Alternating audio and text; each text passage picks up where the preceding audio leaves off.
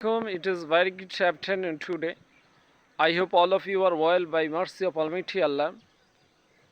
There is a beautiful point behind me. It's very beautiful. If you live in a village, you can enjoy the natural beauty and enjoy the freshness of nature. All of you who are watching me are invited to visit our beautiful village. If you visit our village, you can enjoy the freshness of our village, of nature. Let's get to main point. আশা করি সকলে ভালো আছেন।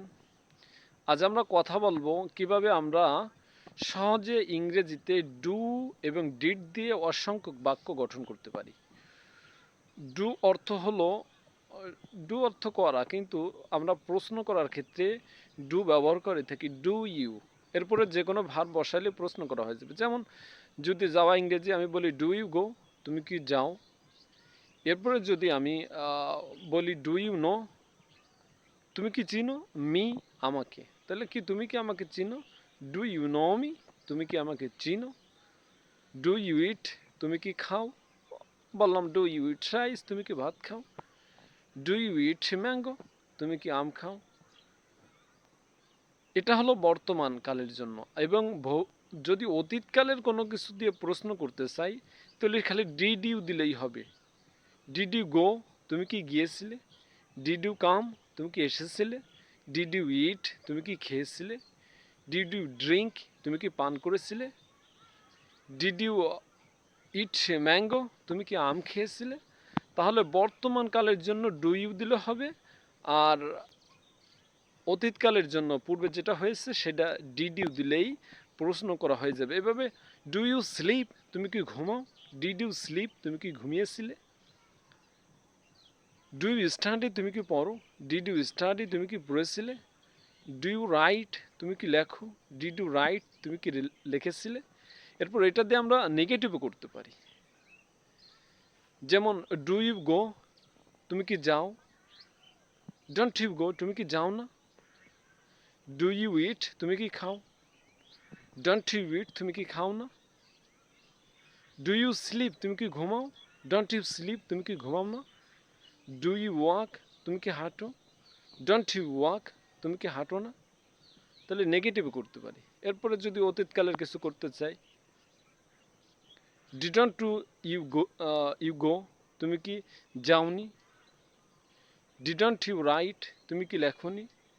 Didn't you come, তুমি কি আসনি। এরপরে এইভাবে আমরা ডু দিয়ে এবং ডিড দিয়ে হাজারো সেন্টেন্স গঠন করতে পারি। শুধু নেগেটিভ গঠন করতে চাইলে এর সঙ্গে শুধু নট যুক্ত করে দিলেই হয়ে যাবে। যেমন তুমি কি যেতে চাও। Do you want to go, তুমি কি যেতে চাও। তুমি কি কিছু বলতে চাও। Do you want to say something, তুমি কি কিছু বলতে চাও। তুমি কি কিছু খেতে চাও। Do you want to eat something. এইভাবে আমরা ডু দিয়ে বর্তমানকালে প্রশ্ন এবং ডিড দিয়ে অতীতকালে নানাবিধ প্রশ্ন করতে পারি, যেটা আমাদের হাজারো সেন্টেন্স গঠন করতে সাহায্য করবে।